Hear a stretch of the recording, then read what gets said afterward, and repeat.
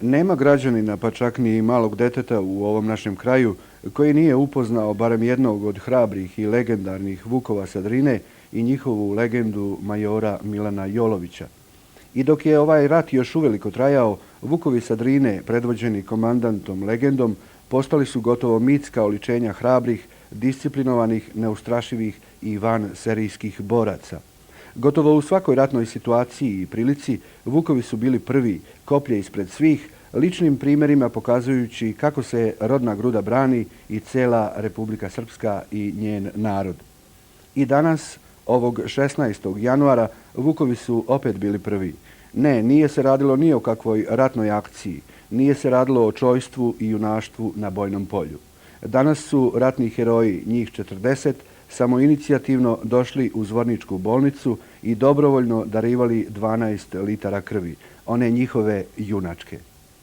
Upravo kao što ste i rekli, uvijek smo bili među prvima, bilo to da je trebalo zaštiti naš narod, bilo da je to trebalo prvi pružiti otpor neprijatelju, tako smo i danas u miru, kada treba našim drugovima, ranjenicima, povrijeđenim dati krv, tu smo također prvi. Ukazala se potreba, između ostalog, jednom našem momku koji je teško povrijeđen, koji se nalazi na liječenju u Beogradu, da se da krv. Mogu vam reći da ima veliki odziv pripadnika Vukova sa Drine danas ovdje u medicinskom centru u Zvorniku. Kao što i sami vidite, veliki broj momaka je došao. Mi smo, kada je u pitanju ne samo naš borac, bilo koji Srbin, kada je potrebno dati pomoć, uvijek smo bili prvi, bit ćemo uvijek prvi. Vukovi su tako kad zatreba krvoločni, međutim evo i jedne nove note, novog momenta Vukova. Vukovi su sentimentalni, Vukovi su evo i da kažem humani dobročinitelji. Upravo tako, mi smo krvoločni kada nas napadnu i kada napadnu naše porodice, znači srpski narod, tada jesmo krvoločni. A upravo smo i sentimentalni, znači uvijek smo spremni pomoći. Major Joloviću, vi niste, da kažemo, redovan davalac, dobrovoljni davalac krvi, ali eto, kako rekao ste malo pre, već ste nekoliko puta dali krv. Da, prije rata sam više puta davao krv, kada obično dok sam bio na Vojnoj akademiji, tako kada se tražili dobrovoljni davalac krvi, uvijek sam bio dobrovoljac. A i sada sam slijedio jedan lični primjer, znači da je povukao što više momaka da daju krv, prvi sam se prijavio i kao što vidite prvi dan su slijedili moj primjer. I recite još, mogu li medicinski radnici ovdje u medicinskom centru u Zvorniku u buduće, što kažu, zlu ne trebalo računati sa Vukovima kao dobrovoljnim davaocima krvi?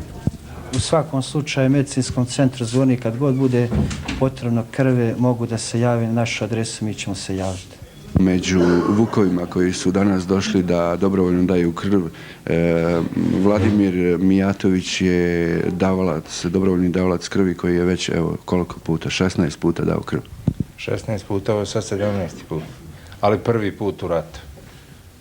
A u mirnodopskom periodu su, znači, još od tada si bio dobrovoljni? Od srednje škole.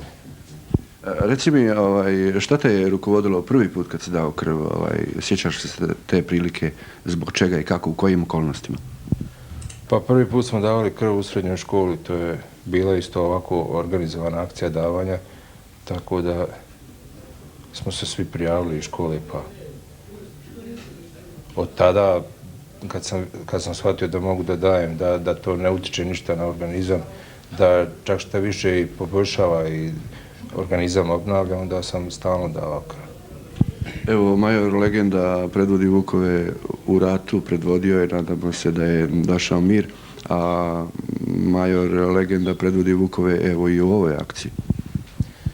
Pa major legenda je poznat po tome da je čovjek od humanosti, do duše, ne znam, suprotna strana kako smatra njegovu poziciju, međutim on je takav čovjek da te humanitarne akcije podržava. Evo vidite i u ovom slučaju da je došao sa svojom vojskom da da krv. Kažeš da si višestruki davalac, evo 17. put daješ krv.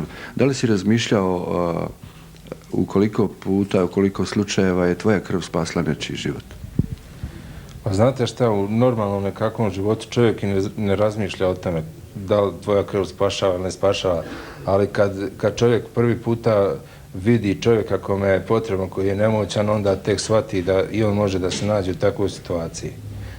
Pa s tim riječima smo i ove ljude koji prvi put daju krv, koji se boje, plaše, hrabri, govorili da može i on da se nađe u takvoj situaciji da mu treba, a mora neko da mu da. Šta ćeš ti lično uraditi na, hajde da kažemo, popularizaciji dobrovoljnog davalaštva krvi? Pa, sad, kako je rad stao, možemo više da uradimo, možemo da češće dolazimo, onda vojsku i društvo s kim se družimo da malo više animiramo da dolazi ovdje da daje krv. Kažu da je prosječna starost vukova sa Drine negde između 22 i 23 godine.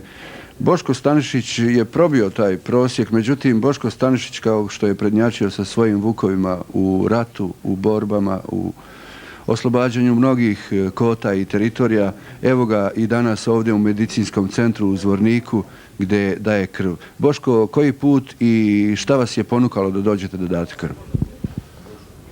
Znači, mi smo uvijek bili dobrovoljci.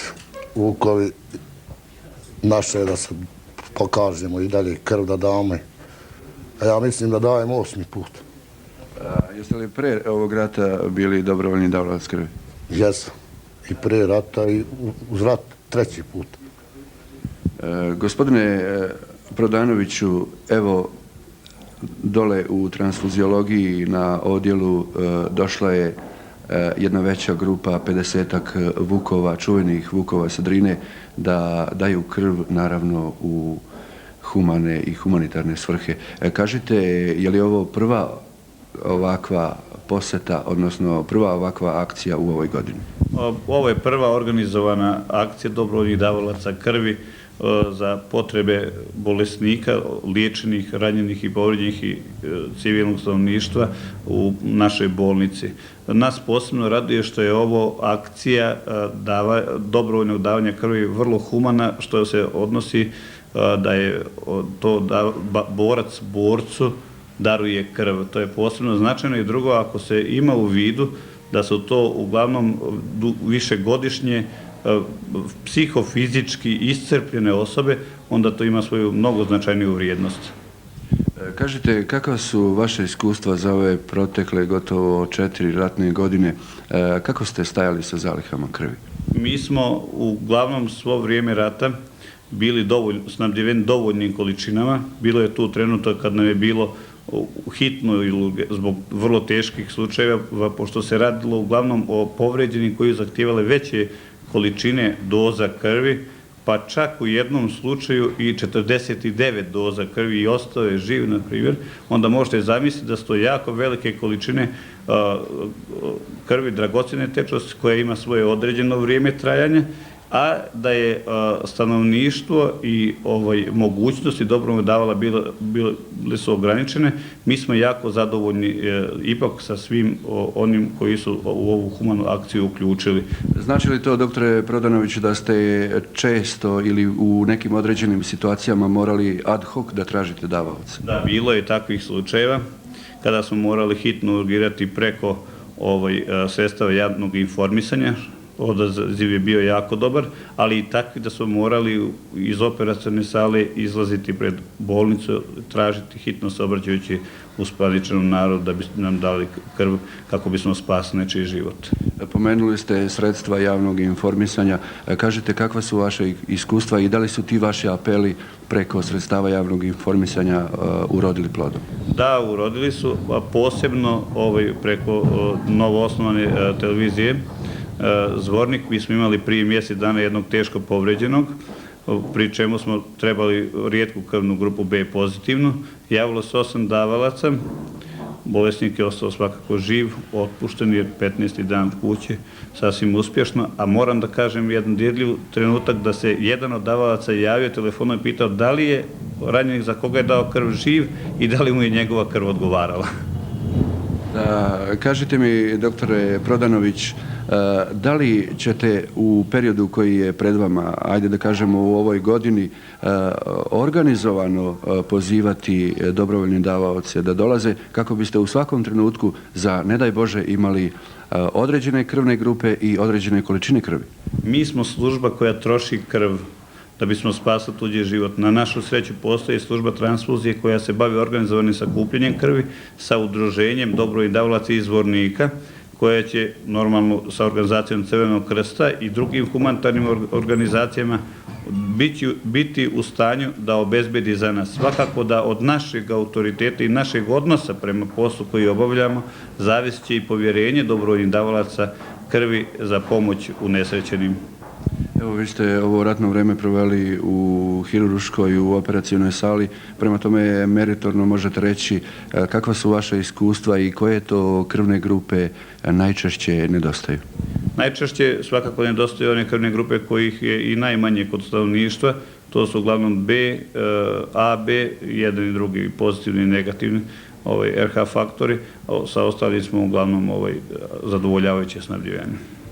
Evo i prilike, doktore, da pozovete možda sve naše gledaoce da se zaista uključe dobrovoljno u akciju darivanja krvi, u tu humanu akciju, što kažu, kap koja će spasiti nečiji život.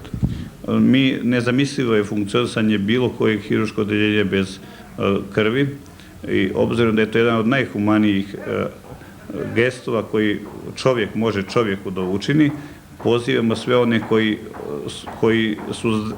kod kojih postoje realni uslovi za dobrovoljno davanje krvi da u našoj službi u određeno vrijeme daju. Htio bih reći da je vrlo značajno provoditi kontinuirano davanje krvi. Mnogo je značajnije imati kontinuirano svakog mjeseca, na primjer, dovoljne količine od 50 do 100 doza, nego, na primjer, da jednog mjeseca imamo enormno veću ponudu, a naredne 2 da nemamo, što bi nas moglo sputati u ta 2 mjeseca za uzimanje krvi. Organizovano kao što su i došli nakon sendviča i čaše soka od borovnice, vukovi su se razišli svaki na svoju dužnost, ostavljajući utisak da ti momci zaista mogu sve. I ne samo to. Oni su bili, a tako će biti i u buduće, ako zatreba, tamo gde je najteže, najopasnije, a evo primjera i najhumanije. Kada bi svi kao vukovi sa Drine.